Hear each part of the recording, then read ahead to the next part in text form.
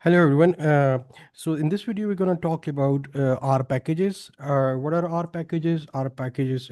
So when you install R, there's base R, whose functionality is installed, but if you have to enhance the functionality, you have to install something which we call as packages. There are a large number of packages in R, and so the way it works is that you have to install the package once, and then you have to load it every time you restart R, right? So what I'm going to do is that I'm going to install a package, which is known as tidyllm. It is a new package which uses the large language models. I'm not going to go into the details about what the package does, but just as an example package, I'm going to install. So in order to install a package, what you need to do is that you need to use this function, which is known as install.packages.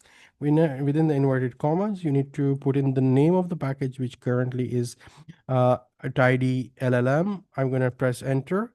And then there's an installation process which is going to take place.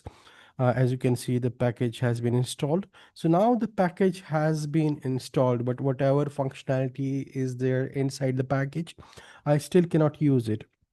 In order for me to use it, I still need to load the package because the package is currently installed but not loaded. In order to load the packages, what I need to do is that I need to go or use another function which is known as library, and I need to put the name of the package without inverted commas. An important point over here is to be noted is that when I was using the installed packages function, the name of the packages were required to be used inside the inverted commas, but currently it's not used within the inverted commas, and I'm going to load it, and then I'm going to enter, and then the package is loaded. So this is this two-step process. Whenever you're using the package for the first time, you have to install it once and then load it. But the next time when you open your our